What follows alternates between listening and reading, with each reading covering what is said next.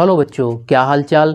आज के इस सेशन में हम रिवाइज करने वाले हैं क्लास 10th केमिस्ट्री का first chapter chemical reactions and equations.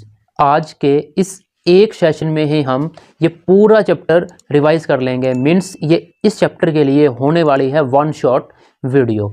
तो ज़्यादा टाइम वेस्ट नहीं करते हैं, जल्दी से हमारा सेशन शुरू कर लेते हैं। तो this is Gopal Rana and welcome back to Rana coaching centre, जहां आपको मिलते हैं क्लास 9th और 10th साइंस के सभी चैप्टर्स के नोट्स और वीडियो लेक्चर्स। तो चलिए सेशन को शुरू करते हैं। इस सेशन की शुरुआत होती है हमारे चेंजेस से, कि हम अपने सराउंडिंग में बहुत सारे चेंजेस देखते हैं, जिनके अंदर हम बेसिकली इनको दो भाग में कैटेगराइज करते हैं। एक होता है फिजिकल चेंज और एक होता है केमिकल चेंज। फिजिकल चेंज वो चेंज होता है जहां पर कोई नया सब्सटेंस फॉर्म नहीं होता। The change in which no new substance is formed, के ऐसा चेंज जहां पर कोई नया सब्सटेंस फॉर्म नहीं होता उसको हम बोलते हैं फिजिकल चेंज। इसके हमारे पास बहुत सारे एग्जांपल हैं, जैसे कि cutting of paper, melting, freezing, boiling, bending, dissolving. ये सारे हमारे एग्जांपल हैं किसके? फिजिकल चेंज के। दूसरा जो चेंज है, जो अपनी पिछली क्लासेस के अंदर भी हम पढ़ चुके हैं, वो है हमारा केमिकल चेंज। ऐसा चेंज जिसके अंदर न्यू सब्सटेंस फॉर्म्ड होते हैं, कि दो या दो से ज़्यादा सब्सटेंस एक दूसरे के साथ रिएक्ट करेंगे और एक नया सब्सटेंस फॉर्म करेंगे। जो वो नया सब्सटेंस होगा उसकी जो प्रॉपर्टीज़ हैं, उसकी जो करैक्टरिस्टिक्स है, वो जिन सब्सटेंसेस से मिलके बना है उनसे टोटली अलग होगी, डिफरेंट होगी। हमारे पास एग्जांपल हैं बहुत सारे केमिकल चेंज के, जैसे कि आयरन की रस्टिंग, दूध से दही का formation, respiration, burning, digestion, respiration, ये सारे हमारे एग्जांपल हैं केमिकल चेंज के। हमारा नेक्स्ट इंपॉर्टेंट टॉपिक है केमिकल रिएक्शन। ये केमिकल रिएक्शन क्या है?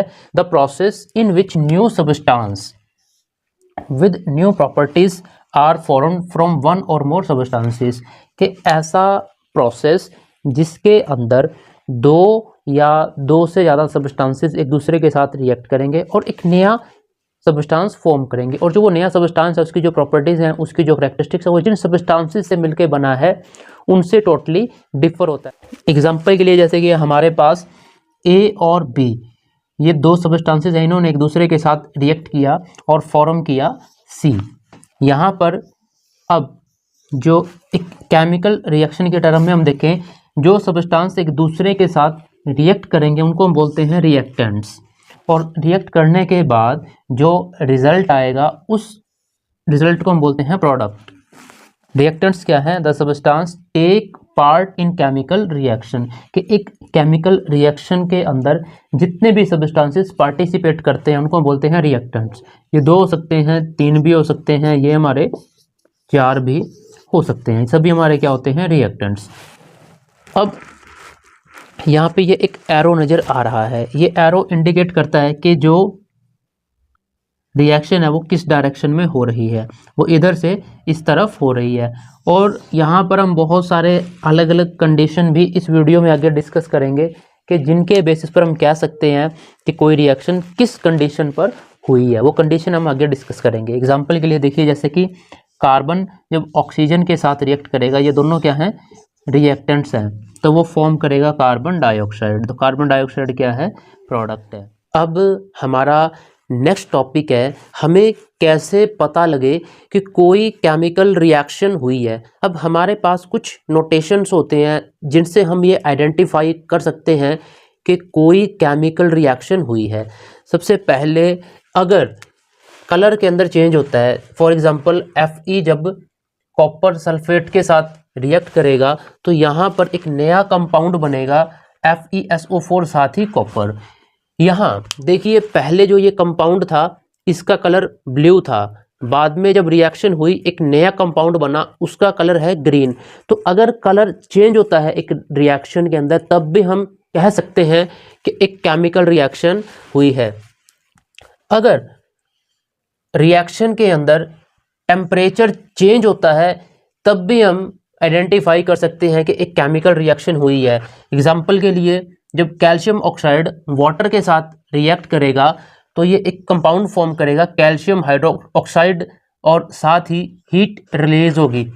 तो अब हीट रिलीज होगी मीन्स टेम्परेचर चेंज हुआ है। अब टेम्परेचर रिएक्शन के अंदर बढ़ भी सकता है और टेम्परेचर रिएक्शन के अंदर घट भी सकता है। अगर टेम्परेचर इंक्रीज होता है या टेम्परेचर डिक्रीज होता है किसी रिएक्शन के अंदर, तो हम कह सकते हैं कि केमिकल रिएक्शन हुई है। अगर हमें स्टेट के अंदर चेंज नज़र आए तब भी हम कह सकते हैं कि एक केमिकल रिएक्शन हुई है। फॉर एग्जांपल हाइड्रोजन और ऑक्सीजन जो कि दोनों गैस की फॉर्म में हैं, जब एक दूसरे के साथ रिएक्ट करेंगे तो फॉर्म करेंगे H2O जो कि वाटर है, और वाटर होता है लिक्विड। तो गैस से स्टेट गई है लिक्विड, तो गैस से जब लिक्विड स्टेट गई है, स्टेट के अंदर चेंज आया है, तो कह सकते हैं केमिकल रिएक्शन हुई है। अगर रिएक्शन के अंदर गैस इवॉल्व होती है तब भी हम कह सकते हैं कि एक केमिकल रिएक्शन हुई है। फॉर एग्जांपल जब जिंक H2SO4 के साथ रिएक्ट करेगा तो ये फॉर्म करेगा जिंक सल्फेट, साथ ही H2 गैस इवॉल्व होगी। अगर किसी भी रिएक्शन के अंदर जो तुम्हारे पास गिवन है उसके अंदर कहीं पर भी गैस इवॉल्व हो तो कह सकते हैं कि केमिकल रिएक्शन हुई है। नेक्स्ट, अगर कहीं पर भी पीपीटी का फॉर्मेशन होता है, पीपीटी पावर पॉइंट प्रेजेंटेशन नहीं, प्रेसिपिटेट, अगर किसी भी रिएक्शन के अंदर प्रेसिपिटेट फॉर्म होता है तो कह सकते हैं कि केमिकल रिएक्शन हुई है। फॉर एग्जांपल लीड नाइट्रेट जब पोटाशियम आयोडाइड के साथ रिएक्ट करेगा तो फॉर्म करेगा लीड आयोडाइड साथ ही पोटाशियम नाइट्रेट। तो यहाँ पर जो रिएक्शन होगी, रिएक्शन के बाद जो ये इधर हमें मिलेंगे प्रोडक्ट, यहाँ पर जो लीड आयोडाइड है ये हमें येलो सॉलिड पीपीटी मिलेगा। किसी भी केमिकल रिएक्शन को लिखने के दो तरीके होते हैं। फर्स्ट होता है उसको हम वर्ड फॉर्म में लिखें और सेकंड होता है कि उसको हम सिंबॉलिक फॉर्म में लिखें।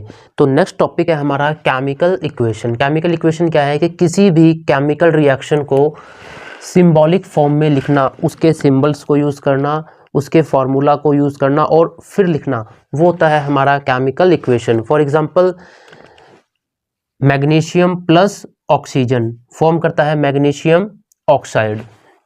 यहाँ पर देखिए मैग्नीशियम प्लस ऑक्सीजन फॉर्म करता है मैग्नीशियम ऑक्साइड। जैसे मैंने बताया ये जो वे है लिखने का इसको हम बोलते हैं वर्ड फॉर्म,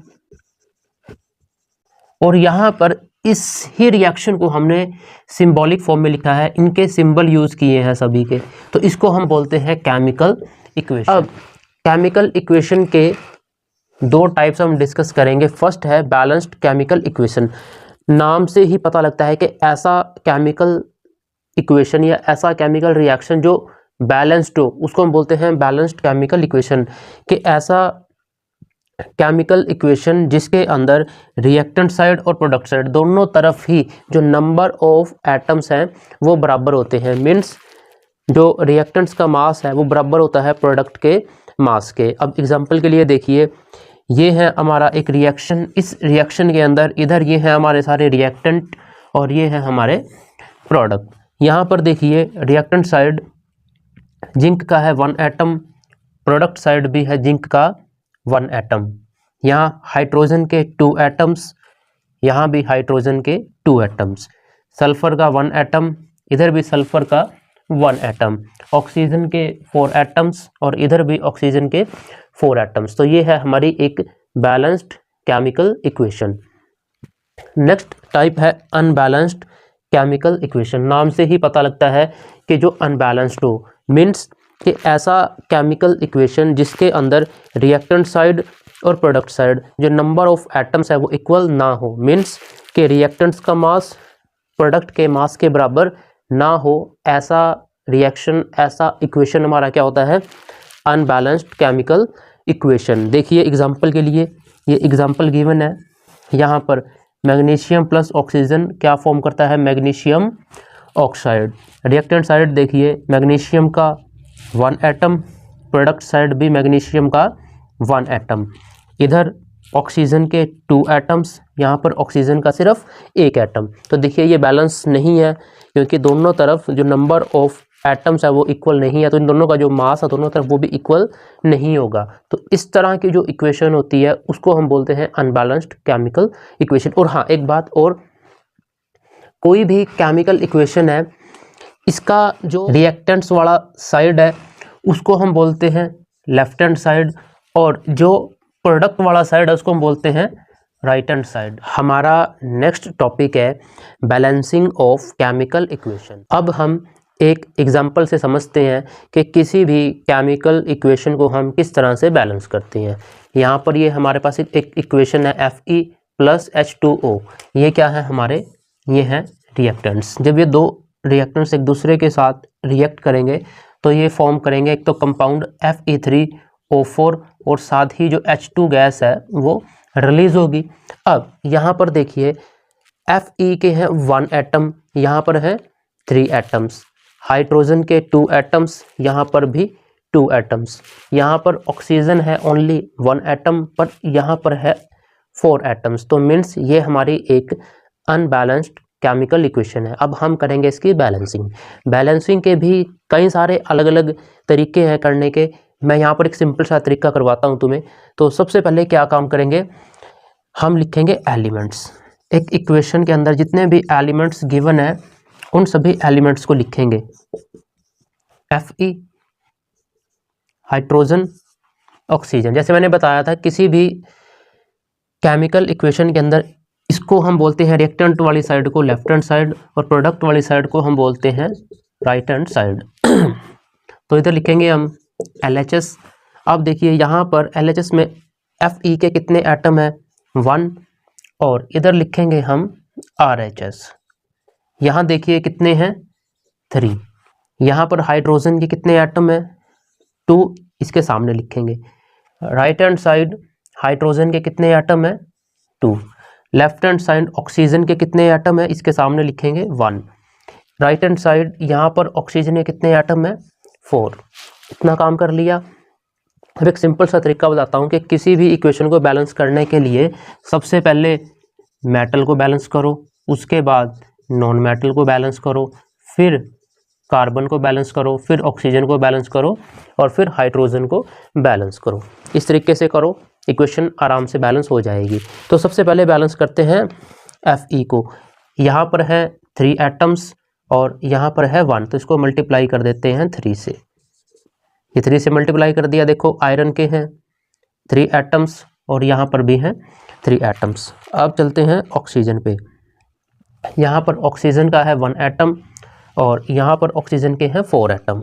इसको मल्टीप्लाई कर दिया 4 से। देखो दोनों तरफ बराबर हो गए। अब हम 4 कहाँ लिखेंगे, हम 4 यहाँ नहीं लिखेंगे, ये गलत है, क्योंकि यहाँ पर जो ऑक्सीजन है वो एक कंपाउंड के अंदर है, क्या है, H2O है, तो ये मल्टीप्लाई होगा यहाँ पर। अब देखो ऑक्सीजन के यहाँ 4 एटम, यहाँ भी ऑक्सीजन के 4 एटम्स। तो जब 4 ऑक्सीजन से मल्टीप्लाई होगा साथ ही 4 हाइड्रोजन से भी मल्टीप्लाई हो जाएगा। तो हाइड्रोजन के कितने एटम्स हो गए लेफ्ट हैंड साइड, 8। बट इधर कितने हैं, देखो 2, तो इधर इसको भी कितना करना पड़ेगा, 8। तो इधर 8 है तो इसको मल्टीप्लाई कर देते हैं 4 से। तो राइट हैंड साइड इसको मल्टीप्लाई कर दिया 4 से। अब देखो आयरन के 3 एटम्स, यहाँ पर भी 3 एटम्स। यहाँ पर हाइड्रोजन के देखो 4 2 जा 8 एटम्स और यहाँ हाइड्रोजन के 4 2 जा 8 एटम्स। ऑक्सीजन के देखो 4 एटम्स और यहाँ भी ऑक्सीजन के 4 एटम्स। तो ये हमारी हो चुकी है इक्वेशन बैलेंस्ड। अब इस चैप्टर का जो सबसे मेन पार्ट है वो है टाइप्स ऑफ केमिकल रिएक्शंस। इस चैप्टर के अंदर हम कई तरह के केमिकल रिएक्शंस के टाइप पढ़ेंगे। जैसे फर्स्ट हम पढ़ेंगे कॉम्बिनेशन रिएक्शन, सेकंड पढ़ेंगे decomposition reaction, displacement reaction, double displacement reaction, oxidation and reduction reaction. और ऐसा रिएक्शन जिसके अंदर ऑक्सीडेशन भी हो और रिडक्शन भी हो उसको हम बोलते हैं रिडॉक्स रिएक्शन। और सबसे मेन है वो है एक्सोथर्मिक एंड एंडोथर्मिक रिएक्शन। सबसे पहले हम समझते हैं कि एक्सोथर्मिक और एंडोथर्मिक रिएक्शन क्या है। जब हमें ये समझ आ जाएगा उसके बाद इनको पढ़ना हमारे लिए थोड़ा सा इजी हो जाएगा। तो देखिए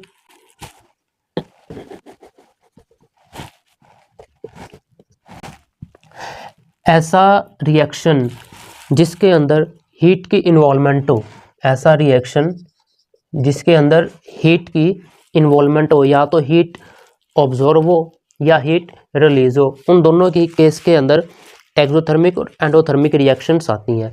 सबसे पहले है एक्सोथर्मिक रिएक्शन। एक्सोथर्मिक नाम से ही पता लगता है कि जिसके अंदर से जो हीट है वो रिलीज हो के, मान लीजिए कोई भी रिएक्शन है A+B, जब ये कोई भी प्रोडक्ट फॉर्म करेंगे C, तो जो प्रोडक्ट साइड है वहाँ पर हीट रिलीज होगी।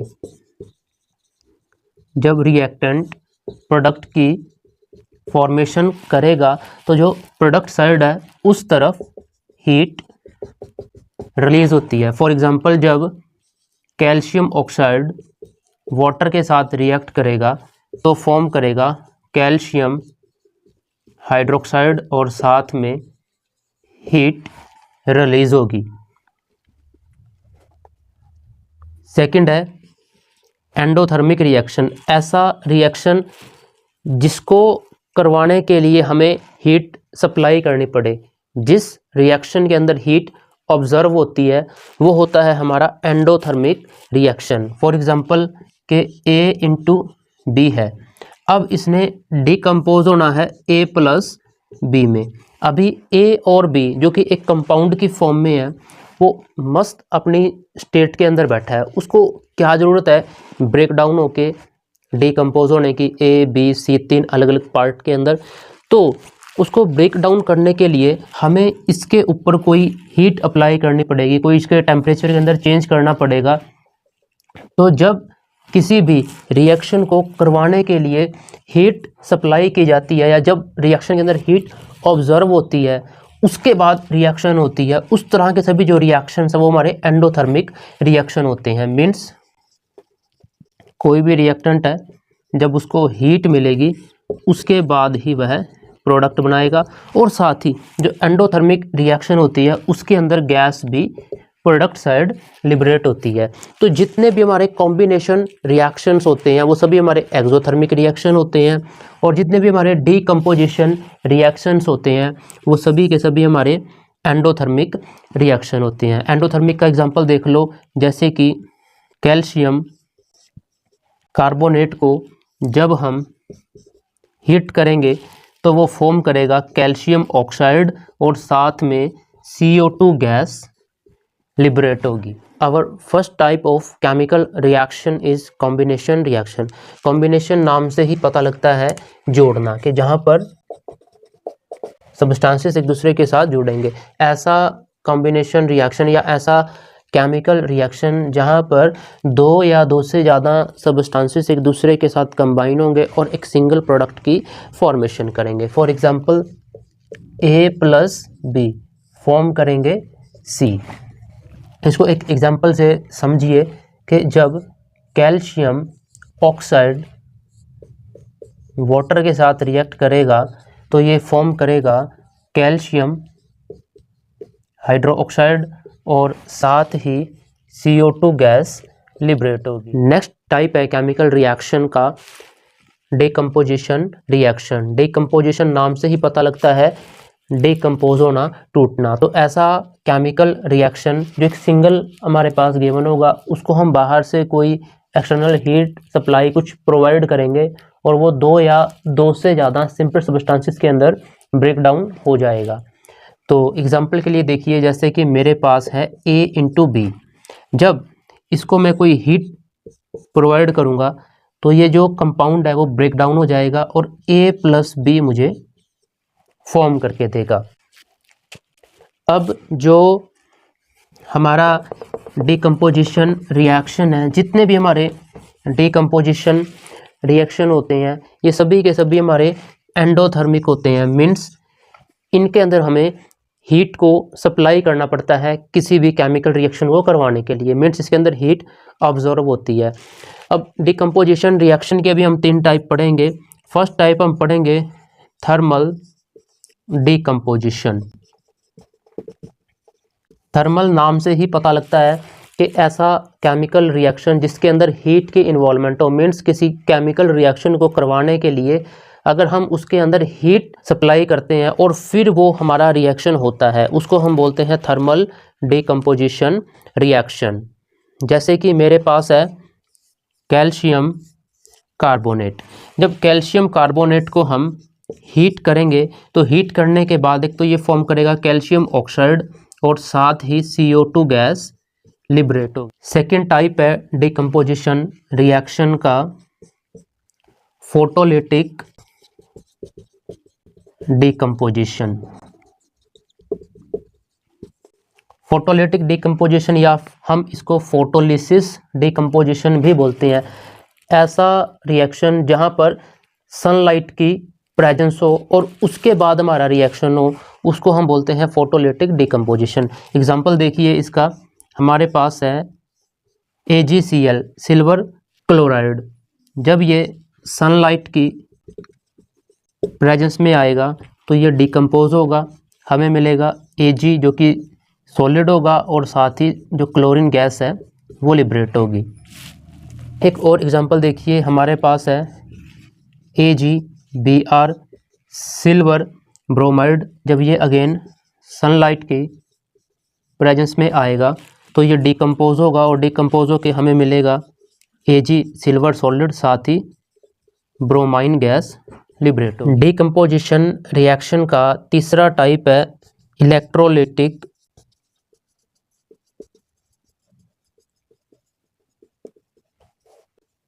डिकम्पोजिशन। नेम से ही पता लगता है इलेक्ट्रोलिटिक या इलेक्ट्रोलिसिस डिकम्पोजिशन। ऐसा रिएक्शन जिसको करवाने के लिए इलेक्ट्रिसिटी उस रिएक्शन के अंदर अप्लाई की जाए और उसके बाद सिंपल सब्सटेंसेस हमें मिले, प्रोडक्ट हमें मिले, उसको हम बोलते हैं इलेक्ट्रोलिसिस या इलेक्ट्रोलिटिक डिकम्पोजिशन। इसका एग्जांपल देखिए, हमारे पास है वाटर। जब हम इसके अंदर से इलेक्ट्रिसिटी पास करेंगे तो हमें क्या मिलेगा, H2 + O2। तो ये थे हमारे कुछ टाइप डिकम्पोजिशन रिएक्शन के। तो डिकम्पोजिशन रिएक्शन इसका मतलब होता है तोड़ना, डिकम्पोज होना। ये हमारी एंडोथर्मिक रिएक्शन होती है। इसके अंदर हम कुछ एक्सटर्नल हीट कुछ भी ऐसा सप्लाई करेंगे, उसके बाद हमें सिंपल सब्सटेंसेस प्रोडक्ट साइड में मिलेंगे। अब जो डिकम्पोजिशन रिएक्शन है इसके हमने 3 टाइप पढ़े। फर्स्ट टाइप हमने पढ़ा थर्मल डिकम्पोजिशन रिएक्शन, जिसको हम थर्मल या थर्मोलिसिस डिकम्पोजिशन रिएक्शन भी बोलते हैं, जिसके अंदर रिएक्शन को करवाने के लिए हीट सप्लाई की जाती है, जैसे कि ये एग्जांपल गिवन है। इसी तरह से सेकंड हमने पढ़ा था फोटोलिटिक डिकम्पोजिशन रिएक्शन या फोटोलिसिस डिकम्पोजिशन रिएक्शन, जो सनलाइट की प्रेजेंस में होती है। ये 2 एग्जांपल गिवन थे और इनको हम ब्लैक एंड वाइट फोटोग्राफी के अंदर भी यूज़ करते हैं। तीसरा टाइप हमने पढ़ा है इलेक्ट्रोलिटिक डिकम्पोजिशन, जहाँ पर रिएक्शन को करवाने के लिए इलेक्ट्रिसिटी की इन्वॉल्वमेंट होती है। ये हमने इसका एग्जांपल पढ़ा है। नेक्स्ट केमिकल रिएक्शन है डिस्प्लेसमेंट केमिकल रिएक्शन। ऐसा केमिकल रिएक्शन जिसके अंदर more reactive element less reactive element को उसके कंपाउंड से रिप्लेस करके खुद उसकी जगह बैठ जाता है, वो होता है हमारा डिस्प्लेसमेंट रिएक्शन। इसको एग्जांपल से समझिए, जैसे कि मेरे पास है A + BC। इस केमिकल रिएक्शन के अंदर A हमारा B और C, इस कंपाउंड के अंदर जो B है उससे ज़्यादा रिएक्टिव है, तो A B को रिप्लेस करेगा और खुद B की जगह पर C के साथ कंपाउंड की फॉर्मेशन करेगा। तो प्रोडक्ट हमें क्या मिलेगा, प्रोडक्ट हमें मिलेगा AC + B। इसको एग्जांपल से समझिए, हमारे पास है जिंक + कॉपर सल्फेट। जिंक और यहाँ पर है कॉपर सल्फेट, ये एक कंपाउंड है। इस कंपाउंड के अंदर जो कॉपर है वो और यहाँ पर जो जिंक है, इनके अंदर रिप्लेसमेंट होगी। यहाँ पर जो जिंक है वो रिएक्टिविटी सीरीज के अंदर कॉपर से ऊपर आता है, मीन्स जिंक कॉपर से ज़्यादा रिएक्टिव है, तो जिंक कॉपर को रिप्लेस करेगा और सल्फेट के साथ कंपाउंड की फॉर्मेशन करेगा। तो क्या होगा, जिंक सल्फेट + कॉपर, ये हमें प्रोडक्ट मिलेंगे इस रिएक्शन के। नेक्स्ट टाइप है केमिकल रिएक्शन का डबल डिस्प्लेसमेंट रिएक्शन। अब देखो डिस्प्लेसमेंट है बट कैसा है, डबल है। डबल है तो डबल का मतलब है कि किसी भी केमिकल रिएक्शन के अंदर जो रिएक्टेंट्स हैं उनके अंदर आयंस की म्यूचुअल एक्सचेंज होते हैं। इसको एग्जांपल से समझिए, ये है सोडियम सल्फेट जब रिएक्ट करेगा बैरियम क्लोराइड के साथ। यहाँ पर जो सोडियम है और बैरियम है, इनके अंदर रिप्लेसमेंट होगी, सोडियम रिप्लेस करेगा बैरियम को और बैरियम रिप्लेस करेगा सोडियम को। तो क्या फॉर्मेशन होगी, एक तो बनेगा सोडियम क्लोराइड और इधर से क्या बचा सल्फेट और इधर से बचा क्या बैरियम, साथ ही क्या बनेगा बैरियम सल्फेट। देखिए सोडियम सल्फेट था, ये बैरियम क्लोराइड था, सोडियम ने रिप्लेस किया बैरियम को और बैरियम ने रिप्लेस किया सोडियम को। तो नए कंपाउंड क्या बने, सोडियम क्लोराइड बैरियम सल्फेट। इस तरह से इस चैप्टर का नेक्स्ट इम्पॉर्टेंट और टिपिकल और कॉम्प्लेक्स टॉपिक है हमारा, जो अब हम डिस्कस करने वाले हैं। बट इसको अब हम इतना सिंपल वे में करेंगे, ना तो ये टिपिकल रहेगा और ना ही ये अब कॉम्प्लेक्स रहेगा। हमारा टॉपिक है ऑक्सीडेशन रिएक्शन, रिडक्शन रिएक्शन और रेडॉक्स रिएक्शन। इसको हम एक साथ ही करेंगे ताकि हमें समझ आ जाए ये तीनों रिएक्शन क्या हैं और आपस में इनका क्या रिलेशनशिप है। सबसे पहला रिएक्शन है हमारा ऑक्सीडेशन रिएक्शन। ऑक्सीडेशन का मतलब है कि किसी रिएक्शन के अंदर या तो हम ऑक्सीजन को ऐड कर दें या उसके अंदर से हाइड्रोजन को रिमूव कर दें या इलेक्ट्रॉन्स का लॉस हो रहा हो, तो हम कह सकते हैं वो हमारा एक ऑक्सीडेशन रिएक्शन है। एग्जांपल देखिए, जब कॉपर ऑक्सीजन के साथ रिएक्ट करेगा तो फॉर्म करेगा कॉपर ऑक्साइड। यहाँ पर जो कॉपर है, देखो इसने क्या काम किया, जो ऑक्सीजन है, सबसे पहले तो ऑक्सीजन खुद रिड्यूस होगी और सामने वाले को ऑक्सीडाइज कर दिया। मीन्स ऑक्सीजन ने खुद के अंदर रिडक्शन कर लिया और सामने वाले को ऑक्सीडाइज कर दिया।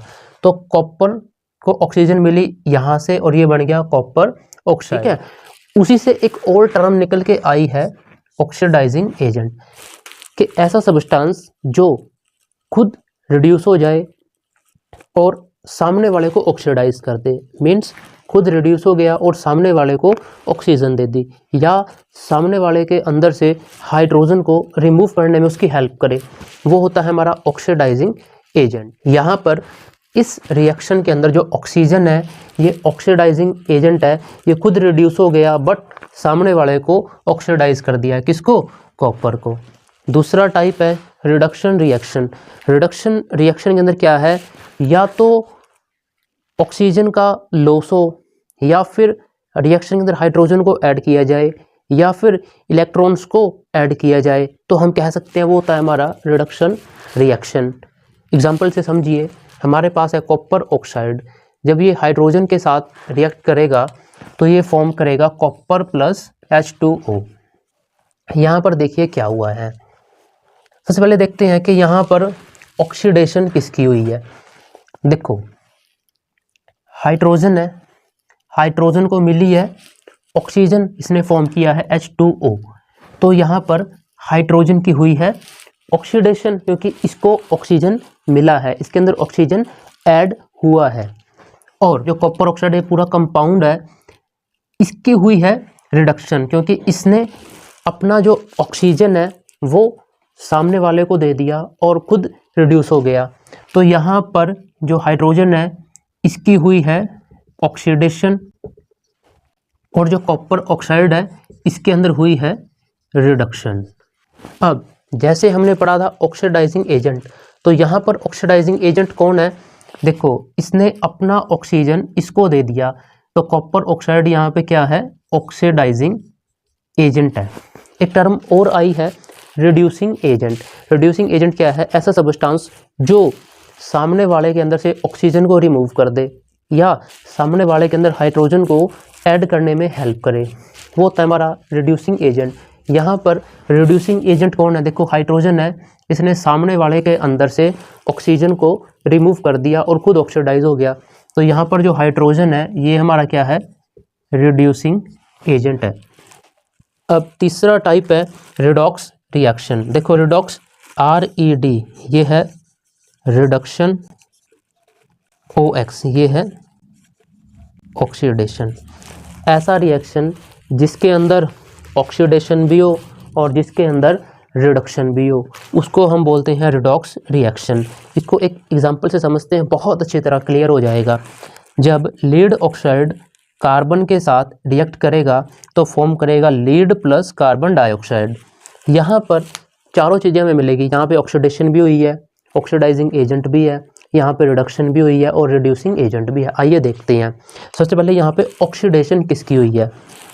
देखो, लीड ऑक्साइड ने अपना ऑक्सीजन किसको दे दिया, कार्बन को। तो कार्बन की यहाँ पे क्या हुई है, ऑक्सीडेशन।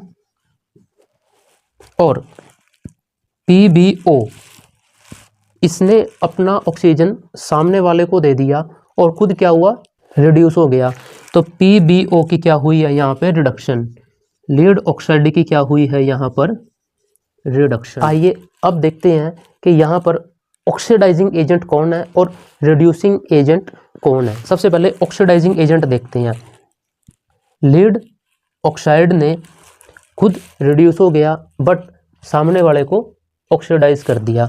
तो PbO यहाँ पे क्या है, ऑक्सीडाइजिंग एजेंट है। अब देखो, कार्बन है, ये क्या हुआ, सामने वाले को रिड्यूस कर दिया और खुद ऑक्सीडाइज हो गया। सामने वाले के अंदर से ऑक्सीजन को रिमूव कर दिया और अपने अंदर ऐड कर ली। तो कार्बन यहाँ पे क्या है, रिड्यूसिंग एजेंट है। तो ये था हमारा रिडॉक्स रिएक्शन। हमारा नेक्स्ट टॉपिक है effect of oxidation in everyday life. के अपनी एवरीडे लाइफ के अंदर हम ऑक्सीडेशन के कहाँ पर इफेक्ट देखते हैं।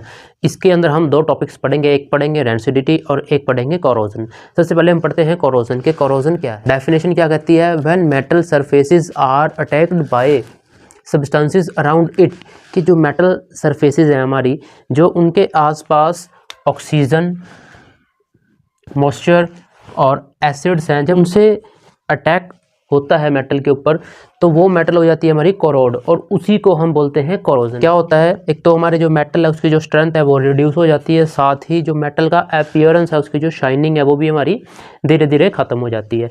यहाँ पर हम 3 मेटल्स का कोरोजन पढ़ेंगे। सबसे पहले हम पढ़ेंगे आयरन।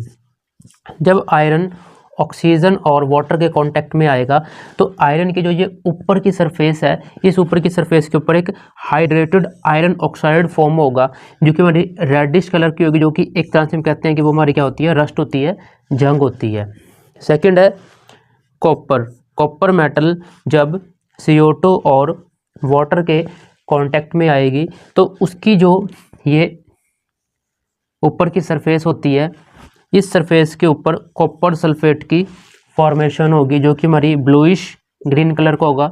और तीसरी मेटल है हमारी सिल्वर। जब सिल्वर सल्फर के कांटेक्ट में आएगी तो जो सिल्वर है, सिल्वर के ऊपर एक लेयर फॉर्म होगी सिल्वर सल्फाइड की, जो कि ब्लैक कलर की होगी। अब हम किस तरह से हमारे जो मेटल्स हैं उनको कोरोजन से बचा सकते हैं, उसके लिए हम मेटल्स को पेंट कर सकते हैं, उनकी ऑयलिंग कर सकते हैं, ग्रीसिंग कर सकते हैं, गैल्वेनाइजेशन और इलेक्ट्रोप्लेटिंग, ये सारे मेथड्स हम यूज़ करके हमारे जो मेटल्स हैं उनके कोरोजन के इफ़ेक्ट को कम कर सकते हैं।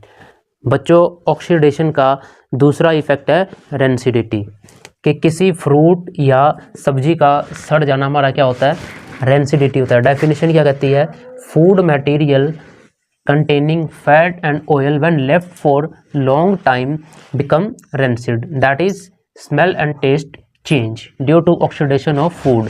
कि जब हम अपने फूड को जो ऑयल और फैट कंटेन करते हैं लॉन्ग टाइम के लिए एक तरफ रख देते हैं तो वो हो जाते हैं रेंसिड। क्या होता है, उनका जो स्मेल है, उनका जो टेस्ट है वो हो जाता है चेंज, मीन्स हमारे फूड की हो चुकी है ऑक्सीडेशन, हमारा जो फूड है वो सड़ चुका है, खाने लायक नहीं बचता है। अब क्वेश्चन ये है कि हम अपने फूड को किस तरह से ऑक्सीडेशन से प्रिवेंट कर सकते हैं। तो हमारे पास सबसे पहले तो हम अपने फूड के अंदर एंटीऑक्सीडेंट ऐड कर सकते हैं उसको रेंसिड होने से बचाने के लिए, या एयर टाइट कंटेनर के अंदर अपने फूड को रख सकते हैं, या फिर हम नाइट्रोजन का यूज़ कर सकते हैं। नाइट्रोजन लेस का पैकेट देखा है, जहाँ पर उसके अंदर लेस तो थोड़े से होते हैं, बाकी हवा भरी होती है, जो वो हवा होती है वो हवा होती है नाइट्रोजन। बच्चों, ये थी इस चैप्टर के लिए 1 शॉर्ट वीडियो। आई होप तुम्हारे बहुत सारे डाउट्स इस वीडियो के बाद क्लियर हो चुके होंगे। बस एक छोटा सा रिक्वेस्ट है, अगर ये वीडियो अच्छा लगा हो तो इस वीडियो को अपना एक लाइक ज़रूर दें और चैनल पर पहली बार आए हों तो चैनल को सब्सक्राइब जरूर करें। ठीक है बच्चों, मैं तुम्हें जल्दी ही मिलता हूँ एक और ऐसे ही वन शॉट वीडियो के साथ। तब तक बाय बाय, टेक केयर, हरे कृष्णा।